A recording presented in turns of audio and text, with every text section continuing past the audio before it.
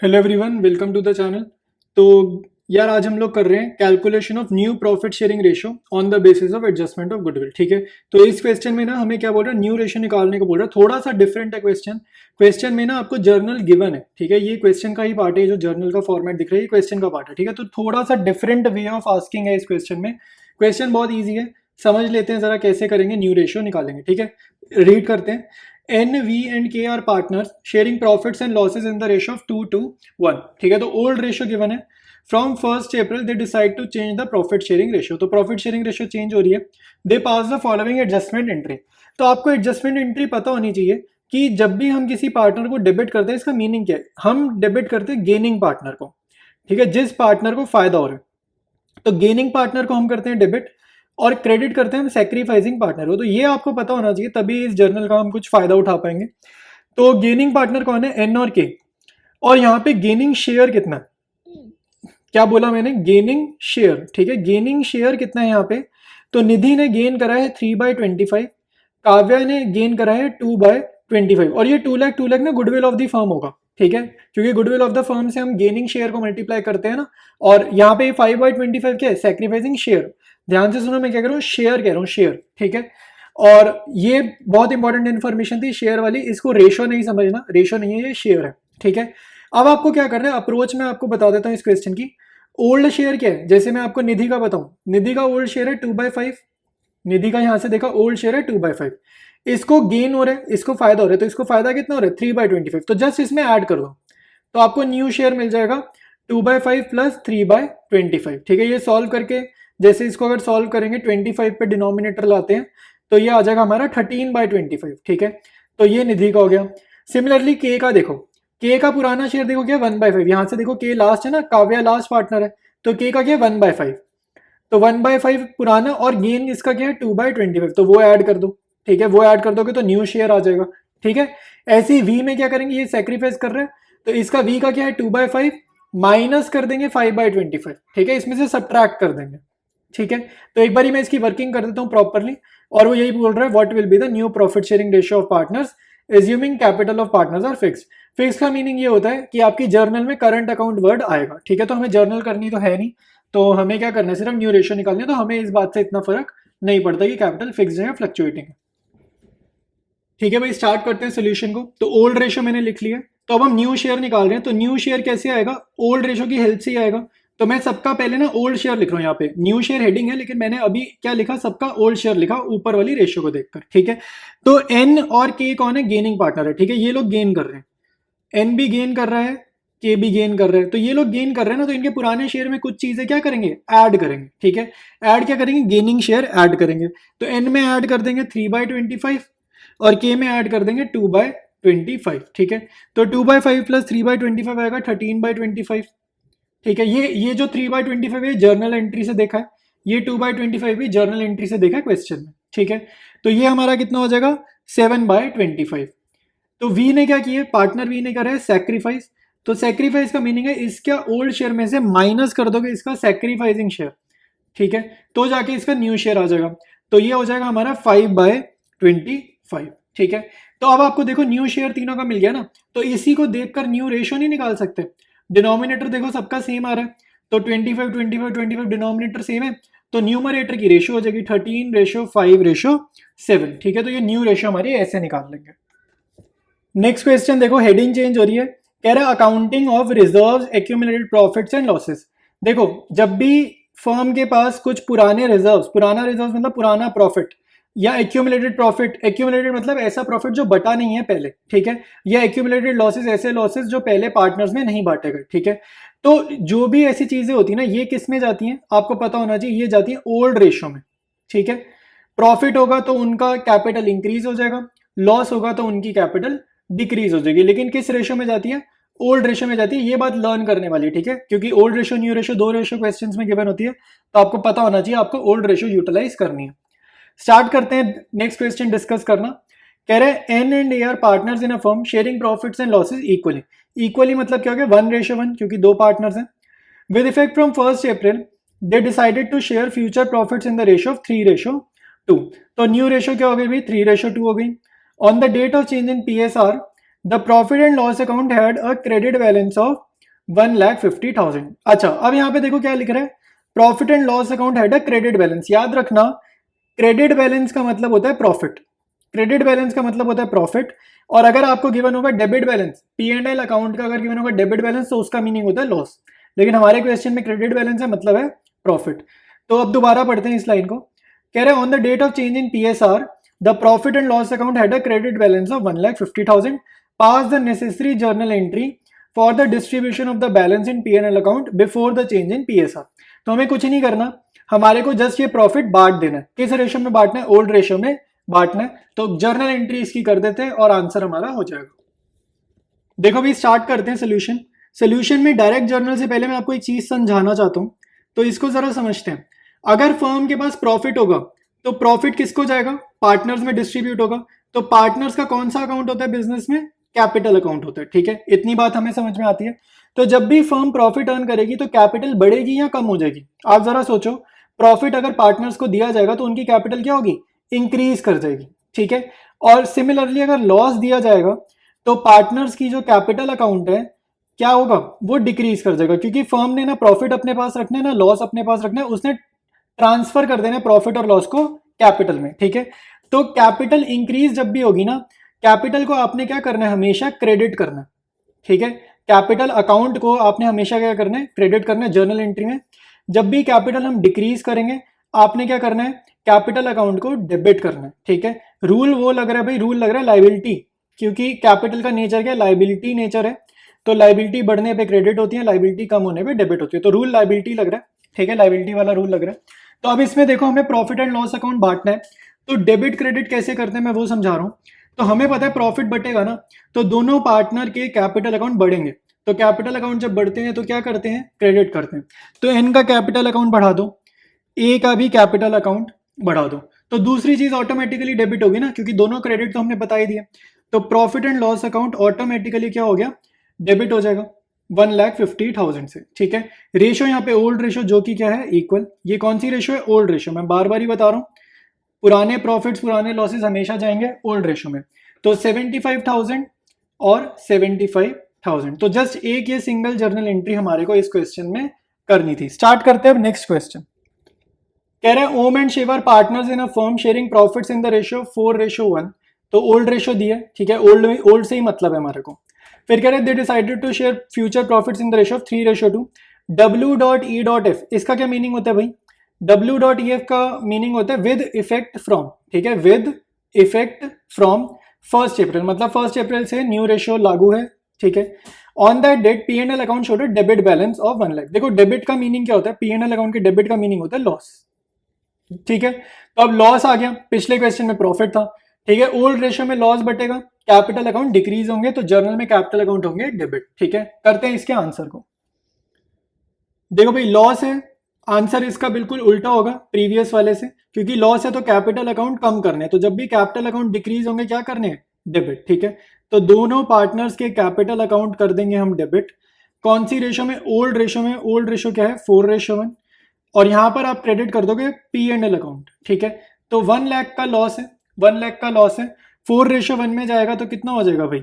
ठीक है, ये हो जाएगा हमारा 20,000 और 80,000। तो ओम को जाएगा 80, शिव को जाएगा 20,000। ठीक है भाई, तो ये हमारा आंसर हो गया। अब मूव करते हैं हम लोग नेक्स्ट क्वेश्चन पे। नेक्स्ट क्वेश्चन है A B and C who are presently sharing profits and losses in the ratio of 5:3 decide to share future profits and losses in the ratio of 2:3 ठीक है, देखो भाई ओल्ड रेशियो क्या है? 5:3, new ratio है 2:3. Give the journal entry to distribute workman compensation reserve of 1,20,000 at the time of change in PSR। तो हमारे को ना एक रिजर्व डिस्ट्रीब्यूट करना है, और रिजर्व का नाम क्या है? Workman compensation reserve. देखो इसको जरा फटाफट से समझ लेते हैं। वर्कमैन कंपनसेशन रिजर्व होता है, मीनिंग क्या होता है इसका? मीनिंग होता है कि अगर हमारी फैक्ट्री में, ठीक है, बाय चांस, ठीक है, किसी रीजन से हमारा कोई लेबर है, उसका एक्सीडेंट हो गया, ठीक है, तो हमें उसको कॉम्पनसेट करना पड़ेगा क्योंकि वो ऑन ड्यूटी उसका एक्सीडेंट हुआ है। ठीक है, तो उस चीज के लिए ना फर्म रिजर्व बनाकर चलती है कि बाय चांस कभी किसी को अगर हमें पैसे देने पड़ जाए अचानक से, तो फर्म पहले से ही वो कुछ पैसे ना साइड करके रख लेती है। अभी हमें नहीं पता ये 1,20,000 हमें किसी लेबर को देने पड़ेंगे या देने पड़ेंगे, बट बाय चांस अगर देने पड़े तो हमारी तैयारी हो। तो ये जो प्रिपरेशन है ना कि पैसे साइड करके रखो, उसको बोल रहे हैं वर्कमैन कंपनसेशन रिजर्व, और उस रिजर्व में कितना पैसा पड़ा है, 1,20,000 पड़ा है। ठीक है, तो जब रेशो पुरानी ओल्ड रेशो से न्यू रेशो चेंज हो रही है तो WCR वर्कमैन कंपनसेशन रिजर्व कितने का दिख रहा है, 1,20,000 का। तो अब इसको क्या करेंगे, ये रिजर्व है, रिजर्व का मतलब होता है प्रॉफिट्स में से ही बनाया गया, आउट ऑफ प्रॉफिट्स ही ये चीज बनी है। तो अगर किसी का एक्सीडेंट नहीं हुआ, हमें किसी लेबर को पैसा देना ही नहीं है, तो ये रिजर्व ओनर का ही था। ठीक है, ओनर का ही प्रॉफिट का ही हिस्सा है, तो वापसी ओनर में ही बढ़ जाएगा। तो when no information is given, और सेकेंड पॉइंट है there is no claim against it, दोनों का सेम आंसर है। ठीक है, दोनों का आंसर सेम है। जब इंफॉर्मेशन नहीं होगी तो हम मान के चलेंगे किसी ने क्लेम नहीं करा, तो basically point 1 point 2 same answer आएगा। तो जर्नल एंट्री क्या होगी, वर्कमैन कंपनसेशन रिजर्व हम बांट देंगे। ठीक है, वर्कमैन कंपनसेशन रिजर्व बांट देंगे ओल्ड रेशो में। ठीक है, ओल्ड रेशो में। तो स्टार्ट करते हैं इसके आंसर को। देखो, डेबिट क्रेडिट करना आना चाहिए जर्नल में। तो वर्कमैन कंपनसेशन रिजर्व हो या कोई भी रिजर्व अगर बढ़ेगा तो पार्टनर्स के कैपिटल अकाउंट बढ़ेंगे। तो जब भी पार्टनर के कैपिटल अकाउंट इंक्रीज करेंगे तो उनकी कैपिटल को क्या करेंगे, क्रेडिट करेंगे। तो ABC तीनों की कैपिटल को क्या करोगे आप, क्रेडिट करोगे, और डेबिट करोगे वर्कमैन कंपनसेशन रिजर्व। ठीक है, वर्कमैन कंपनसेशन रिजर्व को कर दो डेबिट। अमाउंट क्या है भाई, 1,20,000। ओल्ड रेशो हमारे को गिवन है 5:3:2। ठीक है, तो 5:3:2 में बांट देते हैं, तो ये कितना हो जाएगा, 60,000, 36,000 और 24,000। ठीक है, 60,000, 36,000 और 24,000। और ये कौन सी रेशो है, ओल्ड रेशो। मैं बार बार ही बता रहा हूँ, ओल्ड रेशो का यूज करना है हमारे को। ठीक है, बस वर्कमैन कंपनसेशन बढ़ गया, दोनों पार्ट्स का सेम आंसर है, 1 का भी और 2 का भी। ठीक है, दोनों का सेम ही आंसर है। तो मूव करते हैं हम लोग नेक्स्ट क्वेश्चन पे। नेक्स्ट क्वेश्चन है X, Y and Z who were sharing profits and losses in the ratio of 5:3:2 decided to share future profits in 2:3:5। तो न्यू रेशो 2:3:5 है, ओल्ड रेशो 5:3:2 है। अभी तक सिर्फ इतना पड़ा है। फिर कह रहा है give the journal entry to distribute workman compensation reserve of 1,20,000 at the time of change in PSR when there is a claim of 80,000 against it. देखो, अब इसको मीनिंग समझो। अगर 1,20,000 में से 80,000 जाएगा वर्कमैन को, मतलब लेबर को, तो बचा कितना, 40,000 बचा। तो 40,000 बच जाएगा तीनों पार्टनर्स में ओल्ड रेशो में। ठीक है, और 1,20,000 में से 80 कौन ले जाएगा, वर्कमैन ले जाएगा। हमारी जो लेबर है जिसका एक्सीडेंट हुआ है उसको हमारे को 80,000 देने होंगे। ठीक है, तो ये हमारा क्वेश्चन का मीनिंग है। अब स्टार्ट करते हैं इसकी जर्नल को, स्टार्ट करते हैं सोल्यूशन को। देखो, सबसे पहले आप डेबिट करोगे वर्कमैन कंपनसेशन रिजर्व। ठीक है, क्योंकि ये रिजर्व है लाइबिलिटी नेचर का, अब ये खत्म हो रहा है, ये डिस्ट्रीब्यूट हो रहा है। तो लाइबिलिटी जब भी कम होती है, रीजन क्या, जब भी लाइबिलिटी कम होती है तो करते हैं डेबिट। तो 1,20,000 से रिजर्व जो है वो बटना है, लेकिन बटेगा किस किस में, जिस जिस में बटेगा वो सब हो जाएंगे क्रेडिट। तो एक तो हमारे पार्टनर्स हैं। ठीक है, कौन कौन पार्टनर्स है भाई, X, Y, Z। ठीक है, तो X को आप करोगे credit, X's capital account. Y को करोगे आप credit, Y's capital account. Z को आप करोगे क्रेडिट, जेड्स कैपिटल अकाउंट। ठीक है, और एक लाइबिलिटी अभी भी क्रिएट हुई है, एक लाइबिलिटी नई नई क्रिएट हुई है। जब भी लाइबिलिटी क्रिएट होती है हम क्या करते हैं, क्रेडिट करते हैं।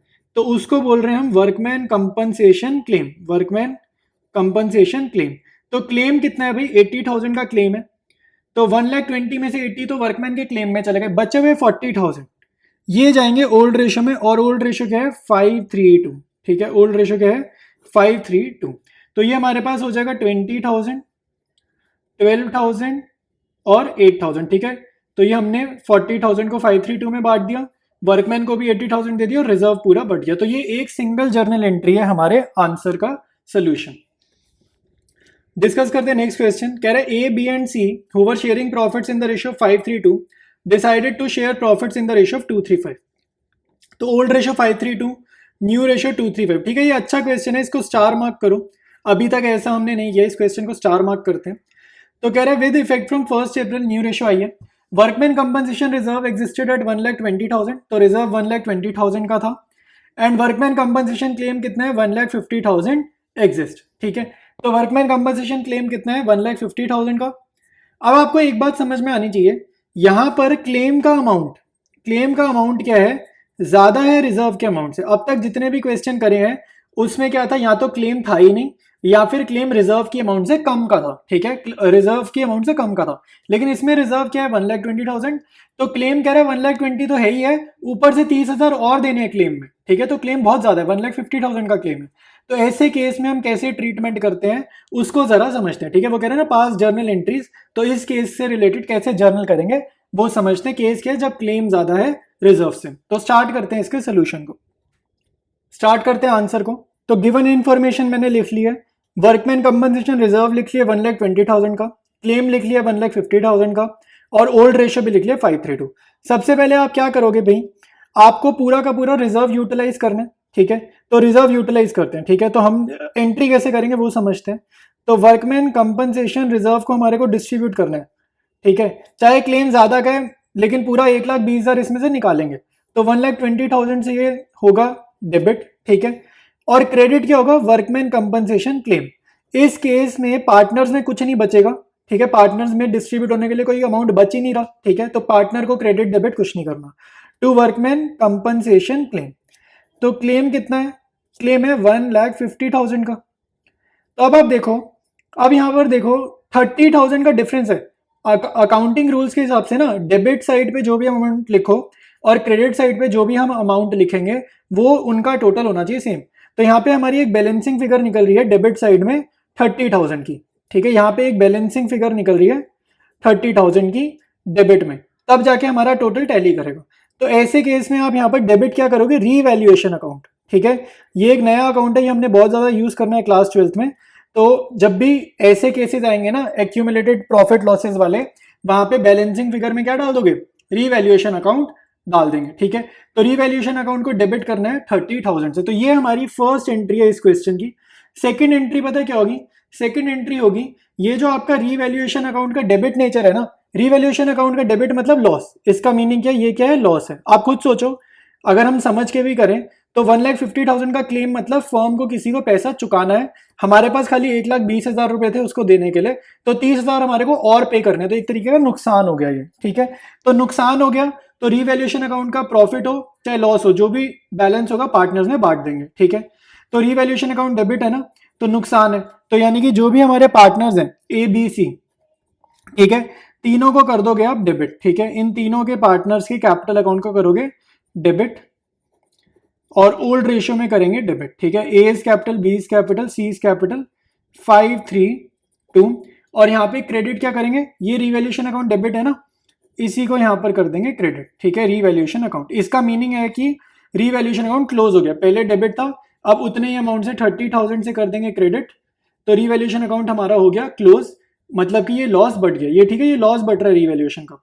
तो 30,000 को 532 में बांट देते हैं, तो ये हमारा आएगा 15,000, 9,000 और ये आ जाएगा 6,000, ठीक है, सी का आ जाएगा 6,000। तो ये टोटल दो जर्नल एंट्रीज थी इस क्वेश्चन में। नेक्स्ट क्वेश्चन करते हैं, ये लास्ट क्वेश्चन है इस वीडियो का। तो इसमें कह रहा है A B and C who are sharing profits and losses in the ratio of 5:3:2। तो ओल्ड रेशियो गिवन है, decide to share future profits in 2:3:5, new ratio given है।